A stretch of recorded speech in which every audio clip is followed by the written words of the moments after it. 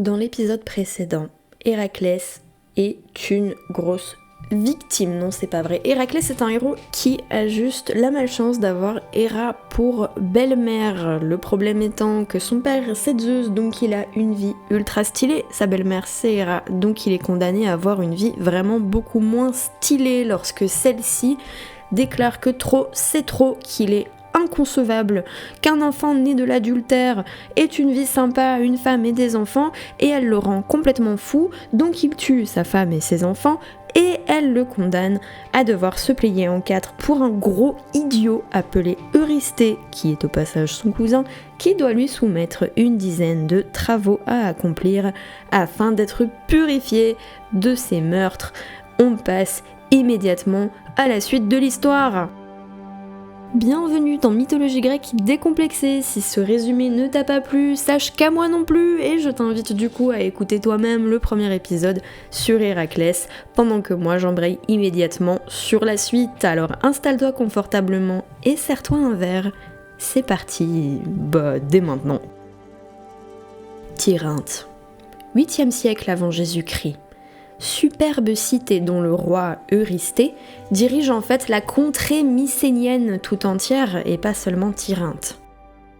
Eurysthée, c'est un roi arrivé au pouvoir grâce à la grandeur de ses vertus, l'innovation de ses idées et l'amour du peuple. Non, je déconne, c'est un petit con mis à la tête de plusieurs royaumes par une fourberie de Héra. Un mec qui pète plus haut que son cul et qui vit dans l'illusion d'être un souverain respecté, un grand héros. Et d'ailleurs, en parlant de héros, les portes de la ville s'ouvrent et laissent entrer un char étranger.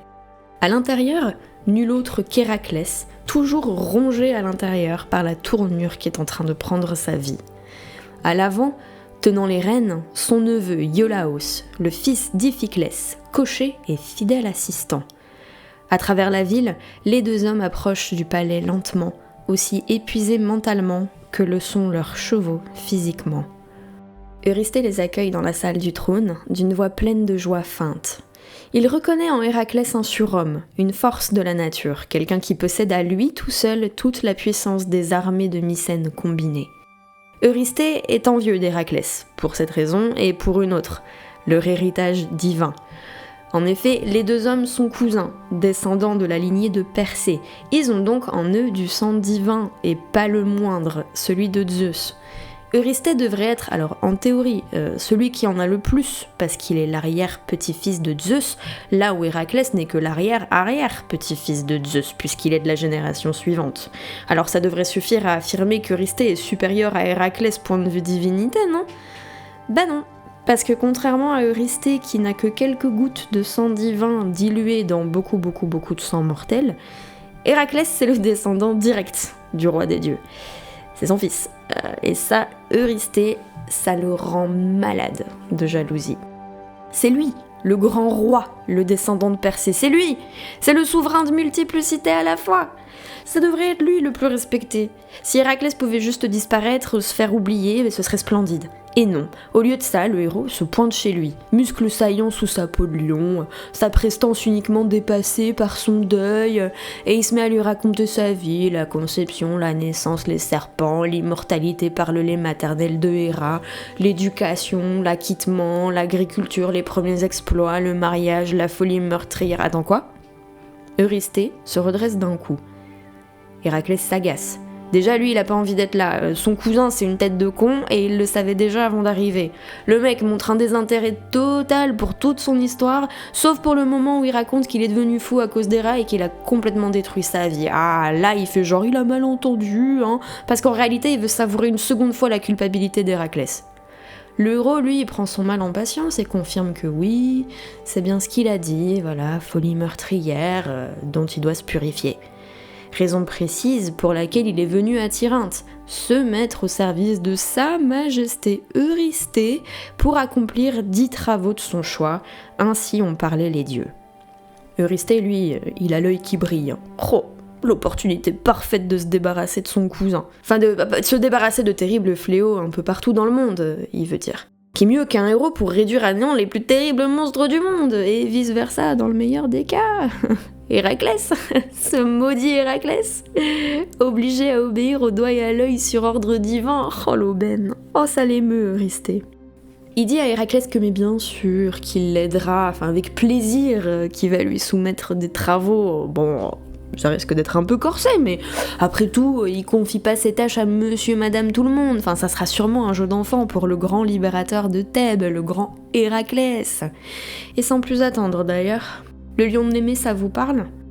Ah bah, c'est pas grand chose le lion de Némée, ça va pas trop dépayser le héros qui se balade partout avec sur le dos la peau du lion de Cithéron. Il assure à Héraclès que vraiment le lion de Némée c'est du easy peasy lemon squeezy, et il le congédie sans plus de formalité.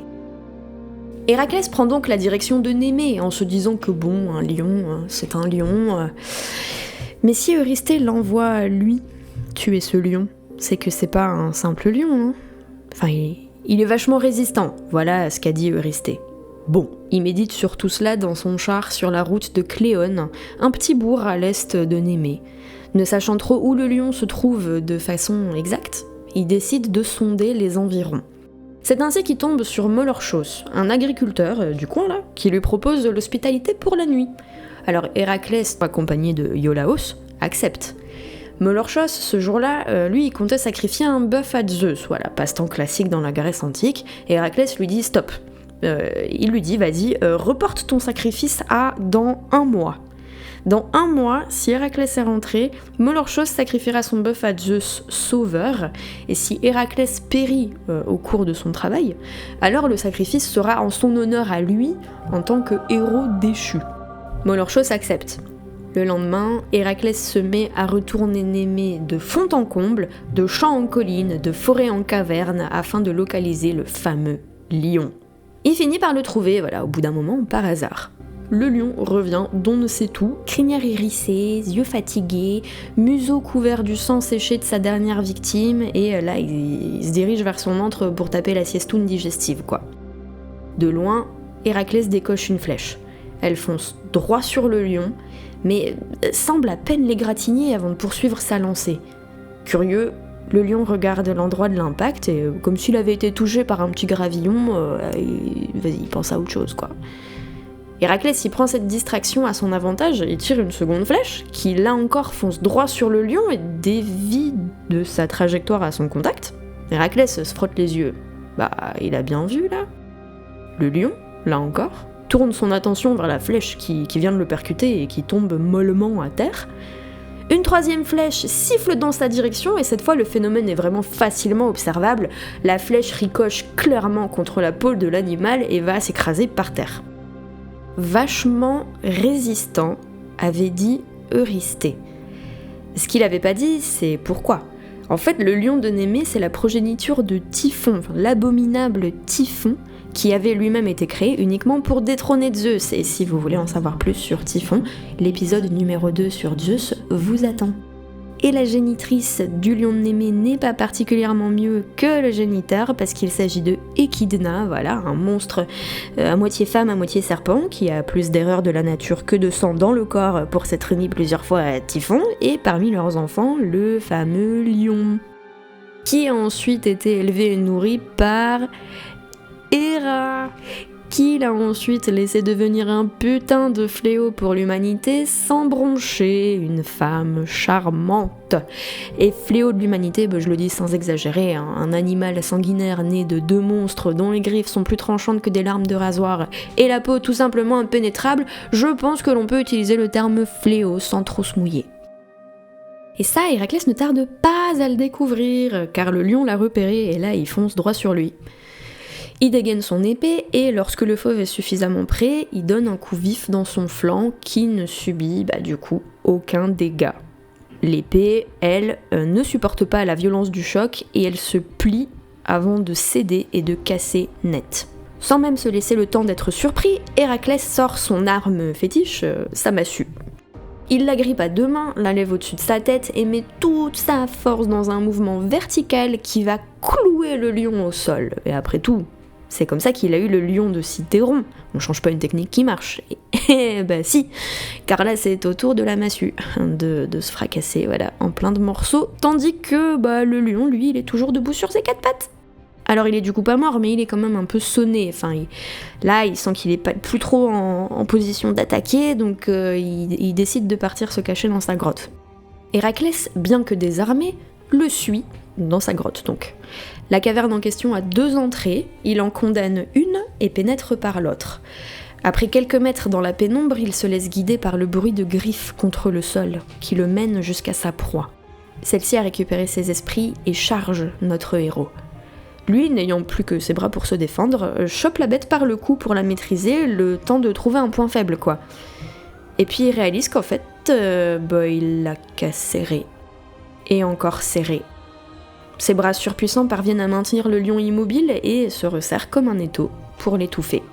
Le lion se débat, mais rien ne parvient à le dégager des bras d'Héraclès, parce que c'est les muscles d'Héraclès, tu vas faire quoi? Donc il finit par mourir dans un dernier soupir, ce qui est une métaphore de ma part, bien sûr, puisque la trachée, elle est bouchée, donc elle permet plus le moindre courant d'air. Bon, bref, une bonne chose de faite.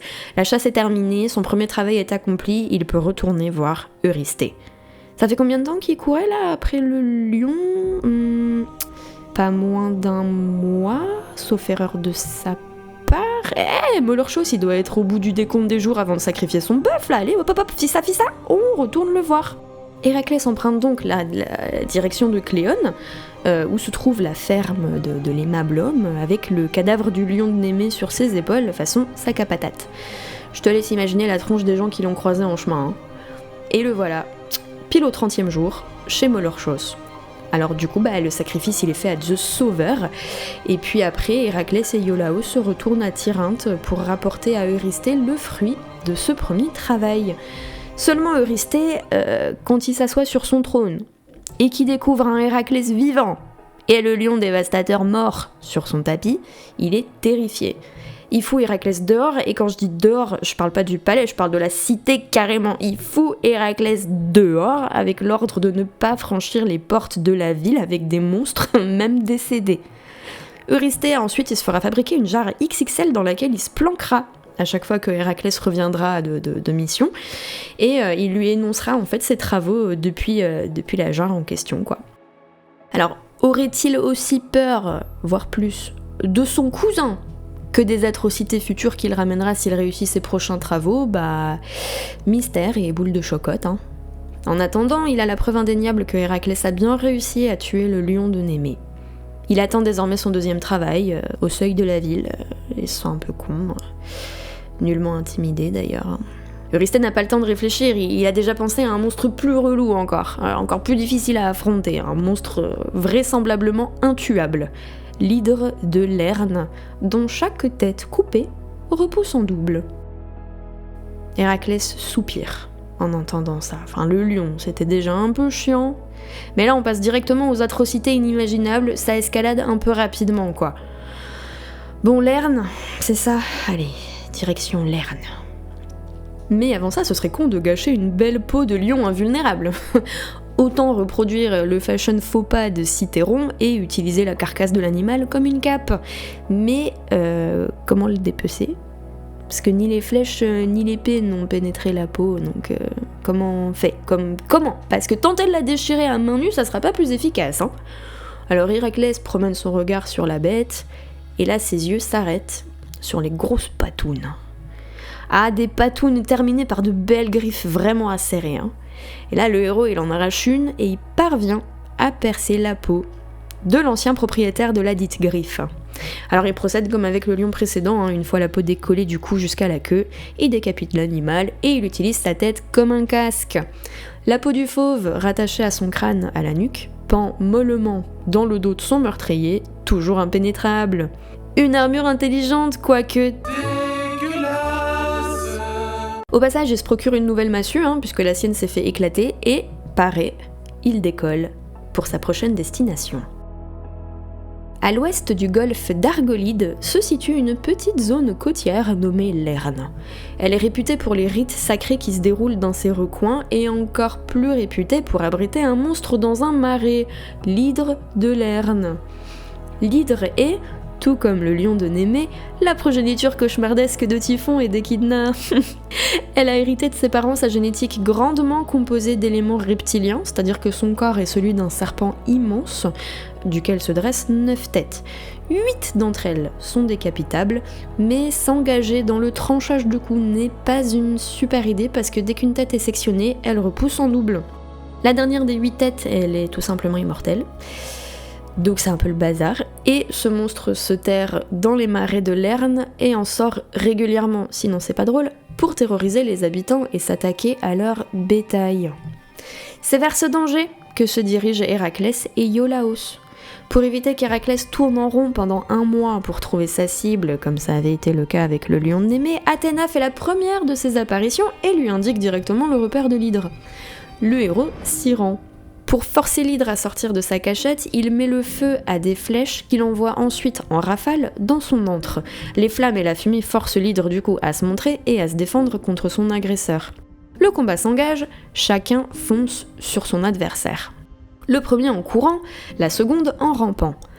Héraclès, porté par la bravoure ou par un défaut cérébral qui le rend incapable d'avoir peur du danger, saisit le monstre à main nue et tente de l'immobiliser. Seulement, un long corps de serpent et 9 têtes habituées à massacrer tout ce qui respire, ça se laisse pas dominer si simplement. L'hydre sort sa carte du Uno Reverse et s'entortille autour d'Héraclès, afin de l'immobiliser aussi. Petit à petit, elle serre sa prise, menaçant d'écraser Héraclès. Lui n'a qu'un réflexe, taper. Il tape, il libère une de ses mains, saisit sa massue, et là il commence à éclater boîte crânienne après boîte crânienne pour forcer l'hydre à privilégier la défense sur l'attaque. Ça marche un certain temps, c'est-à-dire vraiment pas longtemps, parce que chaque tête détruite, arrachée sous la violence des impacts, repousse en double, voilà, je l'avais dit il y a 3 minutes, c'était pas pour rien quoi.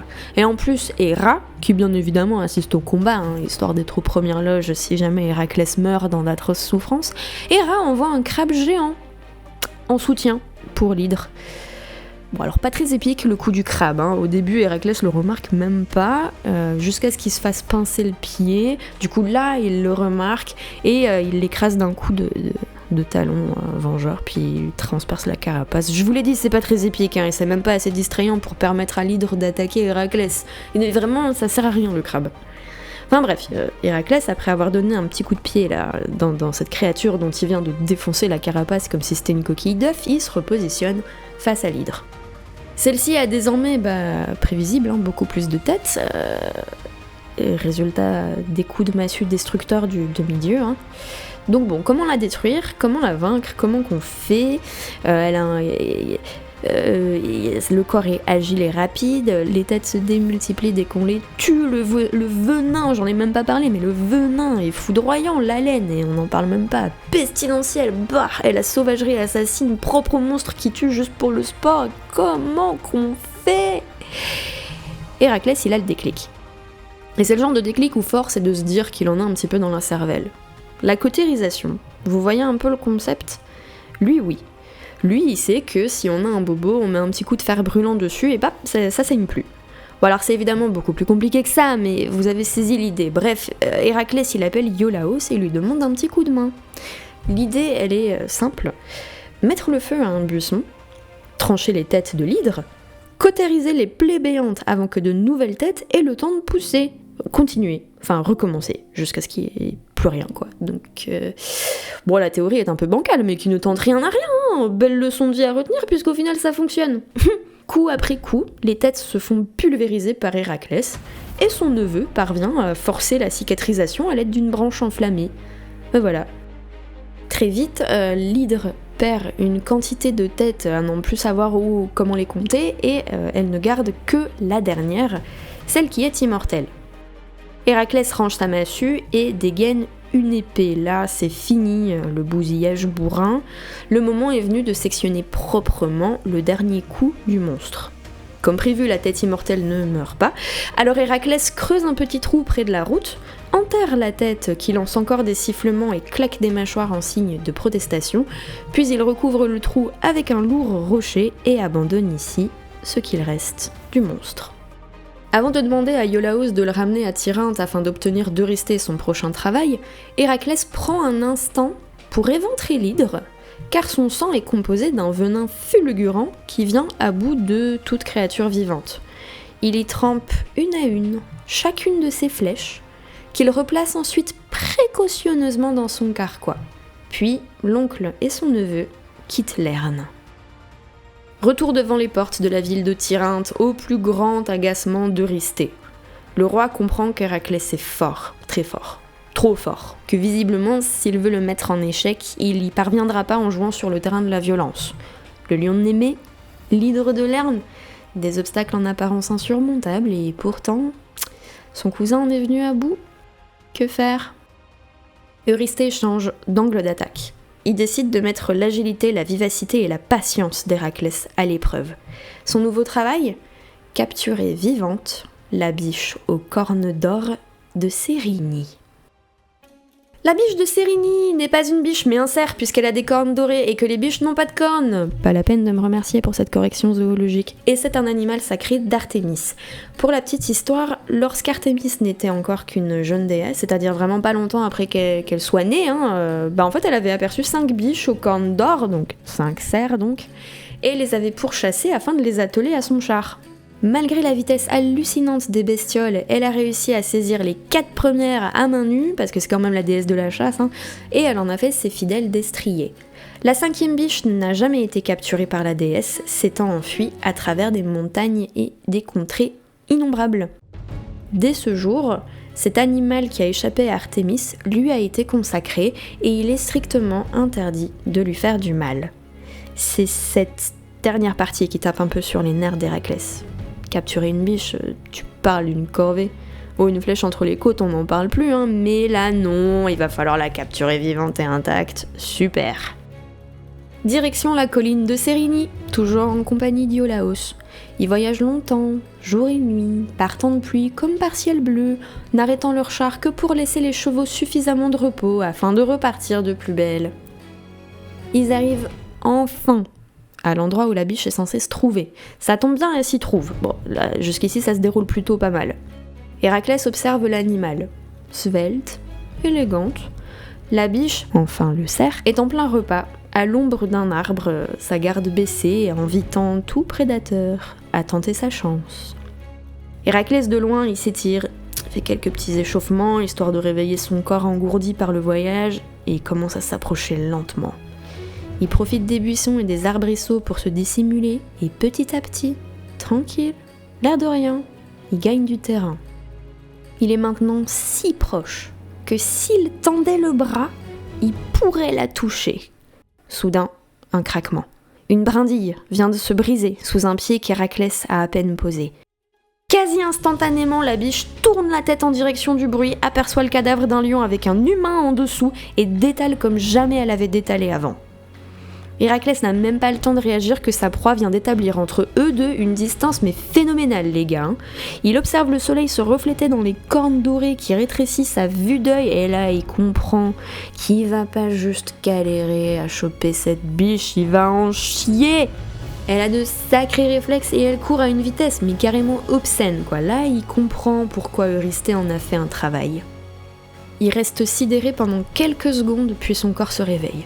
Il prend appui sur ses 2 jambes solides, plie les genoux, se penche légèrement, et dans une décharge d'adrénaline, tout son corps se propulse en avant. Un pied après l'autre, ses pas martèlent le sol, font vibrer les cailloux sur son passage. Il fonce, le mec. Un sprint, mais comme on n'en voit jamais. La détermination à l'état pur. Mais il a beau courir assez vite pour créer un courant d'air dans la végétation alentour, la biche mène toujours la course. Il la rattrape, perd du terrain, en regagne, se fait avoir par des changements de direction imprévisibles, trouve des raccourcis. La course-poursuite dure 5 minutes, 30, puis 4 heures, une journée, 2 mois, une saison. Et voilà Héraclès qui poursuit cette putain de biche pendant une année entière à travers toute la Grèce. Arrive un moment où, créature divine ou pas, la biche finit par se fatiguer. Sous les applaudissements du jury pour une telle performance cardiovasculaire, elle s'arrête en haut du mont Artémission, histoire de souffler un petit coup. Héraclès, qui lui colle toujours au talon, tout aussi essoufflé, cela dit, comprend qu'il a ici sa meilleure chance de la choper. Sur la façon dont il la capture, les versions divergent. Soit il l'attrape aussi simplement que ça, soit il l'immobilise en tirant dans ses pattes avant une flèche entre l'os et le tendon du genou. Quoi qu'il en soit, avec ou sans flèche, il chope la biche, enfin le cerf, et la porte sur ses épaules en sac à patates, là encore. Direction Eurysthée. Donc il se retape toute la Grèce à traverser à pied avec une biche chargée sur le dos, comme si la première traversée en courant comme un taré avait déjà pas été suffisamment relou. En chemin, en plus, il croise Artémis et Apollon qui l'interpellent parce qu'ils ont reconnu le cerf aux cornes dorées, enfin la biche là, que Héraclès est en train de transporter. Artémis, elle est furieuse. Elle arrête Héraclès, elle le force à lui remettre l'animal. Elle lui dit mais putain, mais tu te prends pour qui? T'es pas en train de chercher la merde, mec? Ce à quoi Héraclès répond que tout ceci n'est qu'un gros malentendu. Il explique que, alors déjà, il a pas fait couler le sang de l'animal, que en plus, il se contente juste de l'amener vivante à Eurysthée, et que, enfin, s'il fait ça, c'est parce qu'il est obligé de se soumettre à des travaux complètement débiles pour se purifier d'une dinguerie provoquée par Héra. Alors qu'on le laisse un petit peu tranquille, poète camembert. Artémis, elle est familière avec les coups de pute de Héra, donc elle comprend un petit peu, elle s'adoucit et elle autorise Héraclès à emmener la biche jusqu'à Eurysthée à condition de la relâcher expressément dès que le travail sera accompli. Notre héros est demi-dieu et demi-frère d'Artémis et Apollon au passage, reprend donc l'animal sur ses épaules et se dirige de nouveau vers Tirynthe. Cette fois-ci, arrivé devant la ville, il constate qu'Eurysthée n'est pas planqué dans son amphore. Non, cet emmerdeur, il est venu jusqu'à son cousin pour admirer l'animal. Ayant la preuve indéniable que le travail a été terminé, Héraclès relâche donc l'animal et s'enquiert de la nature du travail suivant. Eurysthée, lui, il est bien emmerdé. Alors il décide de repartir sur sa stratégie initiale, c'est-à-dire que quand le lion de Némée s'est avéré trop facile, il a proposé l'hydre, nettement plus chiant. Et si Héraclès est parvenu à ramener vivante la biche sacrée, il doit désormais ramener vivant le sanglier d'Érymanthe, nettement plus chiant.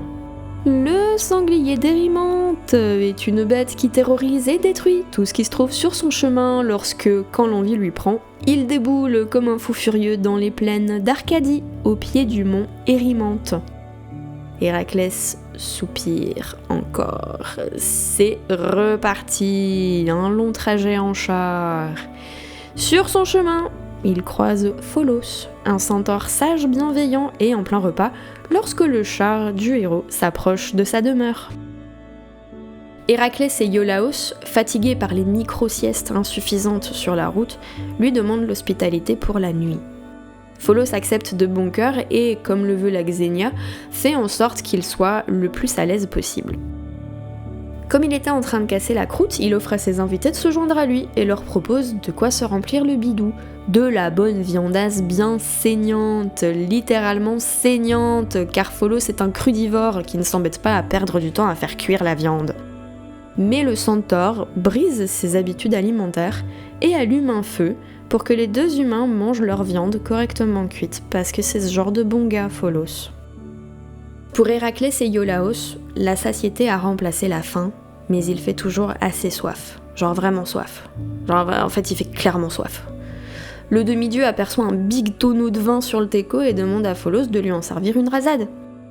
Sa demande rencontre dans un premier temps un refus, parce que le tonneau n'est pas à Pholos, mais à toute la communauté des centaures. C'est un cadeau de Dionysos qu'il ne se permettrait pas d'ouvrir tout seul. Mais Héraclès insiste, tantôt en négociant de remplir juste un doigt. Vous voulez pas un whisky d'abord? Tantôt en rappelant que putain, mais il a des bonnes raisons de vouloir s'enivrer, merde, un peu d'allégresse dans cette chienne de vie, laisse-moi boire!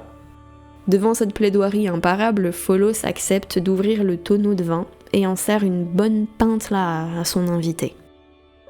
Seulement, l'odeur visiblement entêtante du breuvage se fait sentir dans un sacré périmètre à la ronde et tous les centaures se pointent, soit pour s'en prendre au malheureux qui a osé ouvrir le tonneau de vin sans autorisation, soit pour trinquer avec le héros. Ce qui revient finalement exactement la même chose puisque les centaures tiennent encore moins l'alcool que vous et moi quand le vieux bébert propose son schnapps à base de prunes qui repose dans sa cave depuis 98. Résultat des courses, les gars mi-chevaux mi-humains ils sont bourrés comme des coins et là ils commencent à chercher la merde.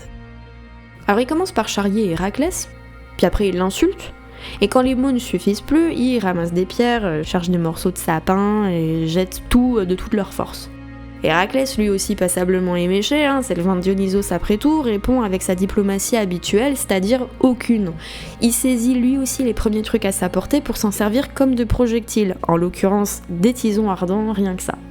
Puis quand il arrive à court de bois en pleine combustion, il se rappelle que putain mais je suis con, j'ai des flèches en fait. Donc il commence à tirer des flèches, les traits partent se loger dans chaque agresseur, accompagnés d'un caractéristique de la corde d'un arc qu'on relâche.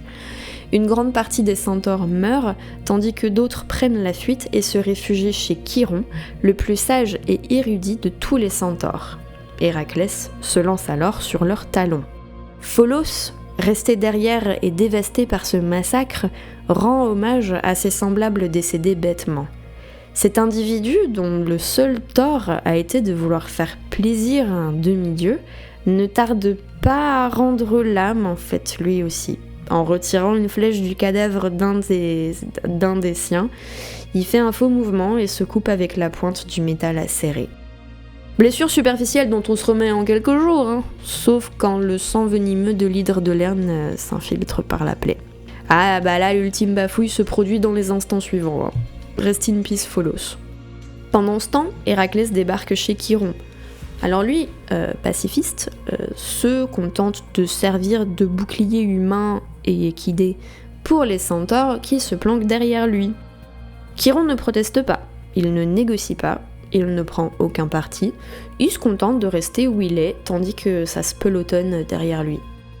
Les centaures savent bien que Héraclès ne tentera rien contre ce noble et vénérable individu. Alors non pas qu'il ait peur de Chiron, mais c'est Chiron. Personne n'a de raison de tuer Chiron, personne ne tue Chiron, mis à part Héraclès. Bon, pour sa défense, c'était un accident con. Il visait un autre centaure en fait, mais la flèche a traversé le bras de sa cible avant de se loger dans la rotule de Chiron. Alors à l'instar de Pholos, il vient de devenir l'hôte parfait pour la propagation du venin de l'hydre. Mais la différence avec Pholos, c'est que Chiron est immortel. Bah tant mieux, vous allez me dire.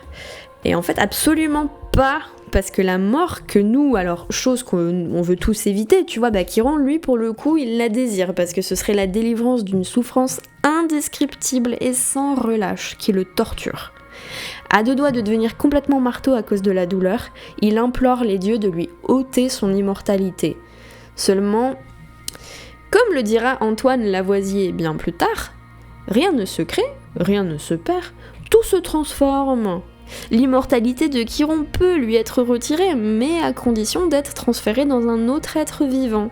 Et c'est là qu'intervient Prométhée, qui est pourtant immortel de base, mais on ne questionnera pas la logique de ce passage, qui se dévoue. Et du coup, Zeus ôte à Chiron son immortalité et la donne à Prométhée. Le centaure peut ainsi enfin mourir et reposer en paix. Bon, Héraclès se sent con. Il se sent encore plus con quand, en revenant chercher son char chez Pholos, il découvre que Pholos, lui aussi, il a succombé au venin des flèches. Alors il prépare des funérailles dignes de ce nom afin de rendre hommage à ce centaure qui lui a offert l'hospitalité, et il l'enterre sous une montagne, carrément, qui a pris le nom depuis du mont Pholoé. Et là, Héraclès, il carbure au seum, il se remet les idées en place, et c'est parti pour le mont Érymanthe. On est déterminé, on va trouver ce putain de sanglier. Heureusement pour lui, l'hiver s'est installé. Alors, la neige rend certes la chasse plus fatigante, force les braves à affronter le froid, à courir dans une poudre épaisse qui les freine, à chercher des abris plus fréquemment pour se reposer. Donc, pourquoi est-ce que je dis heureusement pour lui ? Eh ben parce qu'en fait, la neige a l'avantage de rendre visibles aux hommes les traces de pas de leur proie. Et c'est exactement ce sur quoi Héraclès compte. Quand il s'agissait du lion de Némée, c'était déjà chiant de tourner en rond pour le trouver, mais alors là, en plein hiver, t'imagines ? Ah non, il imagine pas, il a pas envie de jouer à cache-cache, Héraclès. Il observe avec perspicacité toutes les traces qu'il trouve. Les chaussures, les sabots, les pattes, peu importe. Il identifie enfin celles qui appartiennent au sanglier d'Érymanthe. Donc il les suit, et il arrive jusqu'à sa proie. C'est là qu'il découvre un sanglier plus gros que prévu, clairement hargneux. Il pourrait le soulever sans problème, comme il l'a fait pour la biche. Sauf qu'on parle vraiment pas du même animal, quoi. La biche, elle était inoffensive, là, le sanglier, c'est pas dit qu'il se laisse faire, hein. Bon, Héraclès cogite à ce sujet en entamant un petit sprint en direction de sa proie. Bon, il perd pas de temps à réfléchir, hein. C'est un homme d'action. Alors il court. Et en le voyant, le sanglier court aussi, mais dans la direction inverse. Et c'est là que s'ensuit une course-poursuite qui s'étale sur plusieurs longues journées. Oui, c'est pas abusé comme avec la biche où il a couru pendant 1 an, mais il faut le faire quand même, hein. Bon, Héraclès se rend compte que pour chasser la biche, c'était effectivement ultra long et chiant, mais au moins il avait pas les pieds gelés et la morvonnée, et puis c'était pas l'hiver, quoi. Enfin, c'était en partie l'hiver seulement, et là, il a pas envie de courir tout l'hiver, quoi. Donc il laisse le sanglier se planquer dans un buisson, là, et il profite de cet instant de calme pour creuser un gros trou dans le sol. Voilà. Une fois que le trou a atteint une taille qui permet à toute hauteur, par exemple moi, de le qualifier de cratère, Héraclès saisit de la neige par pelletée complète, de la neige tendre et légère, et il remplit le trou afin qu'on ne discerne plus qu'il y a un trou. Et une fois que c'est fini, il s'approche doucement du buisson dans lequel repose le sanglier, et il pousse un hurlement à hérisser les poils de tous les animaux alentour. Les yeux de la bête s'ouvrent, paniqués. Il se hisse sur ses pattes, oreilles courbées dans la direction du bruit. 2 battements de cœur tout au plus s'écoulent avant qu'il ne prenne la fuite, directement dans le trou caché.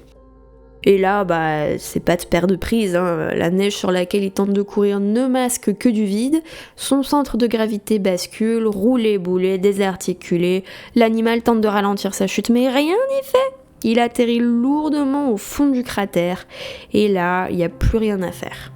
Héraclès le regarde, satisfait. Il tente de sortir de cette prison dans le sol, d'escalader les murs du trou, de prendre de l'élan pour mieux grimper, mais c'est finito, hein. Rien n'y fait. Au bout de quelques heures à se geler les baloches devant le spectacle d'un animal impuissant, Héraclès descend enfin rejoindre sa proie exténuée. Il profite de la fatigue pour le mettre hors d'état de nuire avec un filet et quelques liens solides, et le balance sur ses épaules, style sac à patates comme il l'a si bien fait jusqu'ici. Il s'extirpe du piège qu'il a creusé et retourne à Tirynthe. Arrivé devant les murailles de la ville, il appelle Eurysthée. Celui-ci ne se pointe pas. Alors comme personne ne le retient, Héraclès rentre dans la ville avec le sanglier sur ses épaules, fin énervé de se faire balader comme ça et de même pas être accueilli quand il revient. Il cherche son emmerdeur de cousin et le trouve caché dans l'immense jarre de bronze qui s'était fait construire. Alors, penché au-dessus de l'embouchure de la jarre, il montre bien à Eurysthée qu'il a accompli son travail.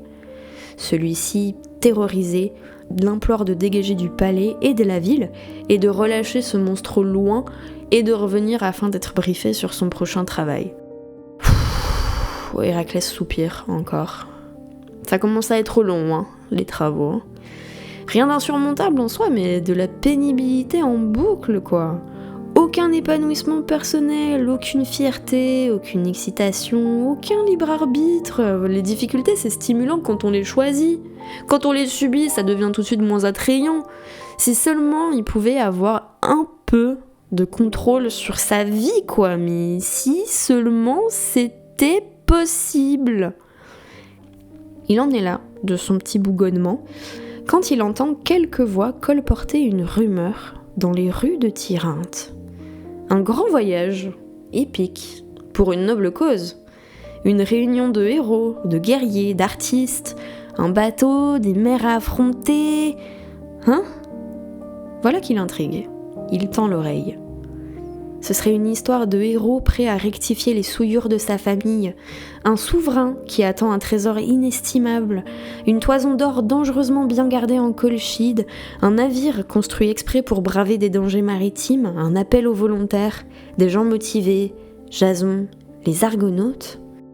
Ça l'excite. Ça, c'est le genre d'aventure qui l'intéresse. Fini la collection de bestioles en solo à ramener à l'autre trou de balle. Il veut l'aventure, la convivialité, la camaraderie des frères d'armes. Let's fucking go! Un bruit étouffé fait tourner les têtes des kidam alentour.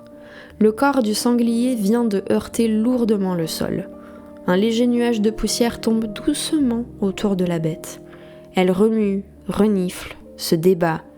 On dirait qu'elle va se libérer de ses liens et qu'elle est prête à attaquer. Terrifiés, les passants adoptent l'attitude d'un troupeau de statues. Pas une respiration, pas un clignement d'œil, pas un frottement de vêtements. Qui sait quand le sanglier se libérera de ses liens et qui il attaquera en premier? Mieux vaut éviter de se faire remarquer. Simuler la mort debout devient le réflexe de tout le monde. La place du marché de Tirynthe devient un véritable concours de jacadis, pas bouger devant le sanglier, tandis qu'Héraclès s'élance à travers les rues, le sourire aux lèvres. Les Argonautes, si ça a pas l'air d'être une idée mais vraiment sympa. Voilà où tu peux te les mettre, tes travaux sans gloire, Eurysthée, moi je poursuivrai quand ça me chantera, gros fils de pute. En riant, Héraclès franchit les portes de la ville et fonce vers Iolcos, en Thessalie, où se réunissent les Argonautes. Lorsqu'il arrive à destination, ayant énoncé son désir d'aventure, l'équipage de l'Argo est quasiment au complet et doit désormais choisir un chef, un capitaine. La plupart des membres de l'expédition a eu vent des exploits d'Héraclès et se tournent instinctivement vers lui. On attend d'un chef qu'il prenne des décisions, même difficiles, qu'il connaisse la valeur d'une vie humaine, qu'il ne recule pas face à l'adversité et qu'il mène à bien ses missions. En ce sens, Héraclès semble être le choix parfait. Et peut-être qu'il l'est, mais on le saura pas, parce qu'il a refusé le poste. Son raisonnement, il refuse qu'on lui donne des ordres, alors il refuse d'en donner à autrui. Question de principe en fait. Non, Héraclès ne sera pas le capitaine. Il désigne Jason ou Jason comme chef d'expédition, j'ai jamais su comment il fallait l'appeler. N'empêche, ça l'a pas empêché de faire avancer l'aventure, là où Jason/Jason faisait stagner tout le monde. En fait, Héraclès, il est en quête de mouvement. Alors quand l'équipage de l'Argo est immobilisé à Lemnos, en profitant jour après jour de l'hospitalité et des fêtes organisées par la reine Hypsipylé et toutes les femmes de l'île, Héraclès, il râle. Parce qu'à force de dire qu'on part pas aujourd'hui mais demain, juste ce soir on fait la fête, au final on part jamais. Et la toison d'or, elle va pas se ramener toute seule. Ce sont ces paroles, les paroles d'un héros, dont on sait qu'il est déterminé et hautement motivé, qui ont permis la poursuite du voyage des Argonautes. Sans lui pour réveiller tout le monde là, qui sait combien de temps ils auraient encore repoussé leur aventure à picoler et à copuler à la place? Et sans lui, qui sait combien de temps la navigation aurait pris? Parce que quand le vent tombe et que la marée est haute et que les rameurs fatiguent, il y a que 3 choses qui permettent au navire d'avancer. Héraclès et ses 2 bras. Il y met d'ailleurs une telle vigueur lorsqu'il rame qu'il va finir par péter une rame et tomber carrément de son banc emporté par sa propre force. C'est un sacré moteur le mec. Mais quand bien même c'est un atout d'une taille monumentale, il n'accompagnera pas les Argonautes tout au long de leur périple. Alors moi je pense que c'est pour 2 raisons. La première, qui n'engage que moi d'ailleurs, c'est qu'il est tellement puissant qu'en fait c'est carrément injuste pour Jason, là, le personnage principal, d'avoir un mec avec un tel potentiel de lui faire de l'ombre. C'est pas très sympa. La seconde raison, c'est que les Argonautes c'est bien beau, mais Héraclès il a déjà une quantité astronomique de chats à fouetter dans un futur plus ou moins proche. Et là il faut lui faire quitter l'aventure, faut qu'il retourne dans sa propre histoire le mec. Mais comment on fait pour expliquer qu'il soit arrivé ultra déter et qu'il abandonne en cours de route? Comment on justifie? Quelle raison on lui trouve? Et vous vous souvenez quand je disais qu'Héraclès c'est un mec déterminé et hautement motivé? Il suffit de changer la dite motivation. D'une quête de gloire, on passe à la recherche d'un proche disparu. Et voilà comment ça se goupille. Alors, pendant ce voyage, en fait, Héraclès il est accompagné de Hylas, son écuyer, ami d'enfance et probablement amant. Un jour, quand les gars sont sur Terre, Hylas se penche au-dessus d'une fontaine pour y remplir une jarre et il se fait remarquer par une dryade. La nymphe en question tombe amoureuse de Hylas et l'emporte avec elle dans les profondeurs. On l'a jamais revu. Héraclès, pensant qu'il a été kidnappé par des brigands ou même dévoré par des bêtes, le cherche partout comme un fou furieux, inlassablement, en se disant que putain, mais il finira bien par trouver un indice quelconque, une information sur la nature de la disparition de Hylas. Impossible de concevoir la suite de l'aventure et de laisser son pote pour mort. Alors du coup, il poursuit son enquête, il fait des rondes de plus en plus larges, de telle sorte qu'à chaque fois, il s'éloigne de plus en plus du navire et en fait, il devient à son tour introuvable. Les Argonautes, ils le voyaient faire et à chaque fois ils se disaient il fait des tours, donc il s'éloigne et il revient, et il s'éloigne et il revient, et puis en fait au bout d'un moment il revient plus, donc ils réalisent qu'en fait ils peuvent faire une croix sur leur principal moteur de potentielle victoire dans leur quête, et ils reprennent la mer sans Héraclès et sans Hylas non plus. Et Hylas, en fait il reste introuvable longtemps, c'est-à-dire pour toujours. Et là, Héraclès, non seulement il trouve plus son pote, mais en plus de ça, les aventuriers, ils sont partis sans lui. Donc là, il a vraiment les boules. Il se dit, qu'est-ce que je peux faire là ? Oh, putain. Direction Tyrinthe, hein. Ça lui troue le cul d'y retourner, hein, clairement. Mais il a rien de mieux à faire pour l'instant, à part reprendre ses travaux. Donc, c'est parti. Hein. Un aller-retour chez Eurysthée. Et le revoilà parti pour une corvée de cons. Mais vraiment. Quel est l'incroyable 5e travail d'Héraclès ? Après les animaux dangereux à tuer et les animaux dangereux à ramener vivants, quelle va être la nouvelle catégorie d'épreuve ? Crado. Crado peut être un terme convenable, ouais. Alors peut-être qu'Eurysthée était vexé par le départ inopiné de son cousin pour l'aventure argonautique, ou alors peut-être qu'il avait cette idée de merde en tête depuis un moment.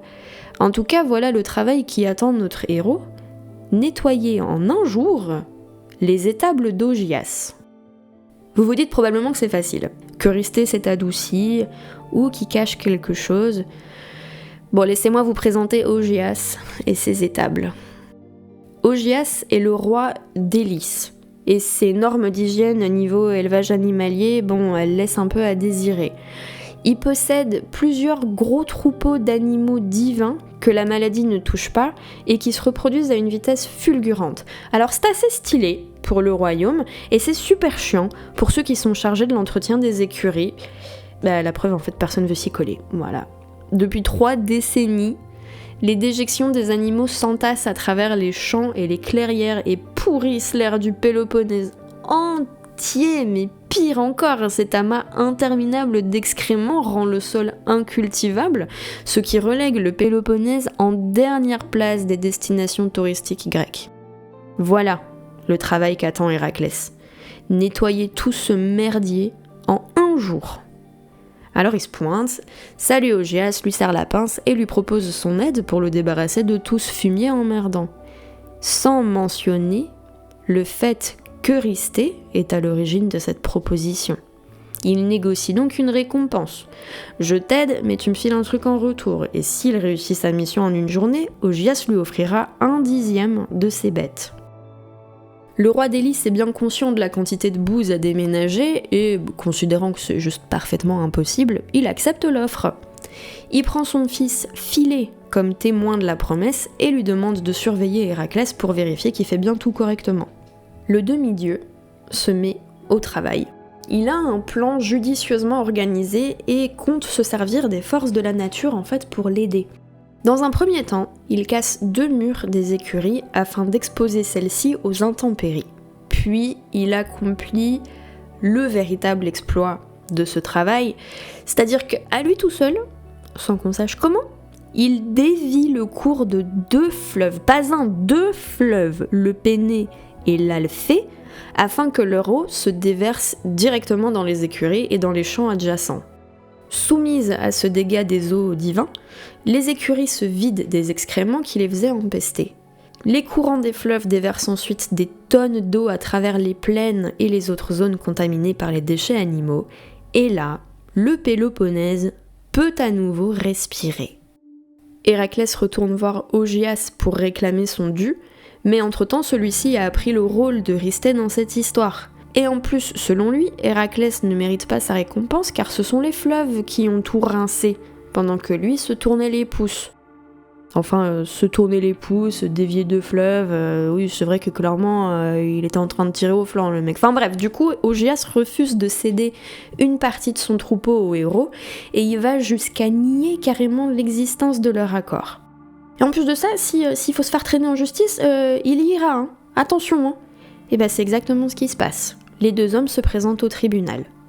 Comme témoin, Héraclès demande à faire venir Philée. Le prince et fils d'Augias confirme au juge qu'il était bel et bien convenu que le roi offrirait de bonne grâce des animaux au héros et qu'il l'a pas fait. Furieux, Augias chasse son propre fils et Héraclès du pays. Ce dernier jure de se venger, ce qu'il fera des années plus tard en tuant Augias et en plaçant l'honnête Philé sur le trône à sa place. De retour à Tirynthe, il se voit refuser ce travail par Eurysthée, qui considère que non seulement il a été aidé par les fleuves, mais qu'en plus de ça, il a voulu gruger et faire ce travail pour obtenir de l'argent, au lieu de se concentrer sur la purification des meurtres de sa famille, donc nope, pas valide. Il balance donc un autre travail dans la direction d'Héraclès, provoquer l'extinction des oiseaux du lac Stymphale. Héraclès arrive donc au marais nommé Stymphale, près d'une ville du même nom, Stymphale, en Arcadie.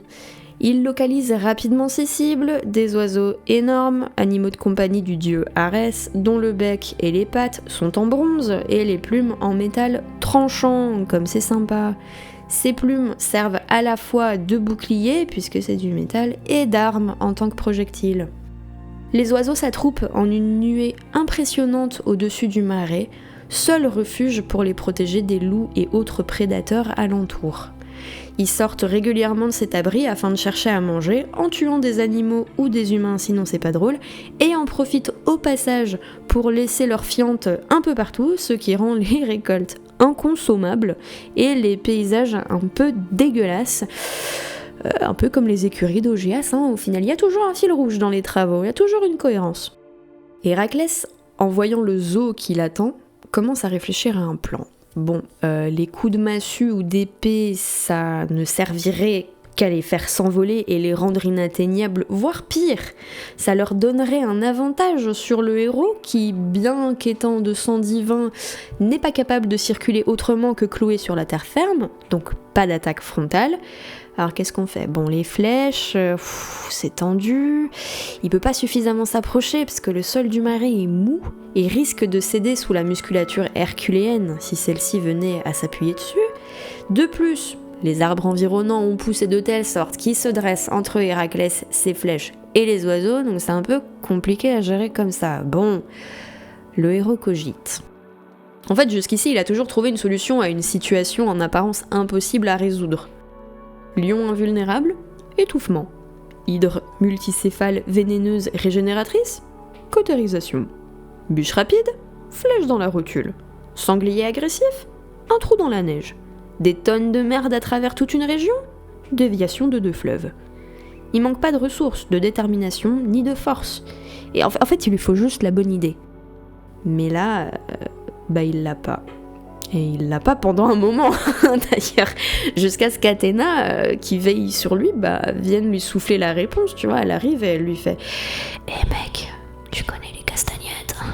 Et elle dépose au creux de ses mains des objets en métal. « Hey, regarde ça, elles font un raffut du feu de Dieu, mec. C'est Héphaïstos qui les a forgées, avec du bronze. Je te jure, utilise ça avec les oiseaux, tu vas voir, ça marche de fou. » Héraclès, un peu perplexe, remercie la déesse puis observe sa dernière acquisition, celle qui l'aidera à accomplir ce maudit travail, quoi. Une paire de castagnettes. Bon, vous allez me dire que c'est vachement décevant et que ça devient compliqué de prendre Héraclès au sérieux, là, avec ses petites castagnettes, mais dites-vous que certains auteurs disent que ce sont des grelots. Et moi, je trouve ça encore moins facile à prendre au sérieux. Enfin, entre les grelots de lutin et les castagnettes de fanfaron, on perd un peu en classe, quoi. Bon, en réalité, le nom de cet instrument-là, c'est crotal. Mais personne sait ce que c'est. Tu sais ce que c'est, toi, des crotales ? Bah non, sombre inculte, tu te serais imaginé n'importe quoi, alors que si je dis castagnette, voilà, tout le monde est à la même page. Bon, maintenant que vous avez tous la vision d'un Héraclès un peu troubadour, on peut poursuivre l'histoire. Le héros confirmé / musicien amateur se dirige vers le mont Cylène, dont les parois surplombent le lac Stymphale. Ici, rien ne s'interpose entre lui, ses crotales et les oiseaux. Le son peut parcourir la distance qui les sépare sans rencontrer quelque obstacle que ce soit. Héraclès saisit donc son petit instrument et l'agite, le secoue, fait claquer les coquilles métalliques l'une contre l'autre afin de marquer un rythme. Et puis le résultat est visiblement complètement éclaté au sol et assourdissant parce que les oiseaux s'envolent à tire-d'aile, et ça vigoureusement, hein. Tout le monde part en même temps, les becs, les plumes, les pattes métalliques, ça s'entrechoque dans la panique, ça laisse grimper jusqu'aux oreilles d'Héraclès le bruit distinct du métal qui absorbe un choc mais fois 100 000. Et là, dans une montée d'adrénaline aussi soudaine que puissante, il observe une masse compacte et vivante d'oiseaux s'élever au-dessus des arbres, confus et effrayés. C'est le moment. L'arc solidement maintenu dans le creux de sa paume, il attrape une flèche, la positionne, vise et commence l'extinction d'une espèce tout entière. À peine dépasse-t-il les feuillages des arbres que les oiseaux retombent mollement au sol dans un fracas métallique. Une flèche, 2, 5, 15, le carquois entier y passe. Quand les flèches manquent, il se tourne vers les cailloux qu'il envoie valdinguer avec sa fronde. Le massacre animalier continue. Bon, la fronde est cependant moins efficace que l'arc et quelques oiseaux parviennent à s'enfuir. D'ailleurs, la légende raconte qu'ils n'en auront pas fini de causer du souci et que ces oiseaux-là rencontreront bientôt l'équipage des Argonautes. Héraclès, quant à lui, redescend du mont Silène, prend 2-3 cadavres d'oiseaux avec lui et retourne voir Eurysthée afin de les lui soumettre comme preuve du bon accomplissement de son travail. Arrivé au palais, Eurysthée valide ce travail et lui annonce la nature du suivant: aller jusqu'en Crète afin de ramener le fameux taureau de Minos, le père du Minotaure, le taureau de Crète. Mais ça, ce sera pour la prochaine fois. On en est à 6 travaux accomplis, il en reste 6 autres et ce sera pour l'épisode suivant. En attendant, si vous avez aimé cet épisode de Mythologie grecque décomplexée et si vous ne m'en voulez pas trop pour le petit retard avec lequel il est sorti parce qu'il y avait beaucoup de choses à dire, n'hésitez pas à vous abonner à Mythologie grecque décomplexée, que ce soit sur Spotify, YouTube, Deezer, Apple Podcast, Google Podcast, Audible, tout ce que vous voulez, toutes les plateformes de streaming, je suis dessus. Si vous aimez les blagues, les mèmes et l'humour un peu éclaté au sol, n'hésitez pas à jeter un petit coup d'œil à la page Instagram @Mythologie grecque décomplexée. Et pour les petits bavards, n'hésitez pas à venir mettre l'ambiance dans le Discord du Mont Olympe. Tous les liens sont en description et tout le monde est très content de vous voir arriver. Dans les moments comme celui-ci où je dois écrire des scripts qui font 18 pages au détriment de ma santé mentale et de mon temps libre, n'hésitez pas à me remercier avec un petit geste symbolique, comme par exemple laisser un tip sur Tipeee. Vous pouvez me faire des dons ponctuels ou mensuels et moi ça me motive toujours de voir que mon travail est apprécié suffisamment pour que vous me laissiez un petit peu d'argent. Voilà, je suis une mendiante. Et un grand merci à 2 personnes qui sont toujours présentes dans Mythologie grecque décomplexée. La première, c'est bien évidemment Cled, anciennement Prosper, qui me laisse utiliser la musique d'outro que vous entendez en ce moment même, et Milky également, qui s'occupe de nous faire les superbes miniatures, malgré le fait que je pourrais me dépêcher de lui répondre plus vite quand elle m'envoie les maquettes et que finalement je réponds au dernier moment parce que je fais tout au dernier moment. Merci beaucoup à toi et à ta patience. Leurs profils Instagram sont également dans la description. Un grand merci aux tipeurs, notamment Charles Auguste, Philandrina, Angela Napp, Aventurine, Ilona, Mélinda, Valzul, Verven, Scotty, Kuramato et Omelette. Ça fait des mois, ça fait vraiment des mois que vous me faites des dons et c'est vraiment très très sympa. Le jour où il y a un de vos pseudos que je ne verrai plus, ça me fera un petit passement au cœur, quoi. Moi, faire du chantage émotionnel, évidemment que oui. Et puis après tout ça, je vais vous laisser tranquille, à vous qui m'écoutez. Je vous souhaite une excellente journée, un excellent mois de septembre. Peut-être que je reviens dans 15 jours, peut-être que je reviens dans un mois pour terminer cette suite d'épisodes sur Héraclès. En attendant, prenez soin de vous, c'est toujours le plus important. C'était Margot pour vous divertir. Ciao!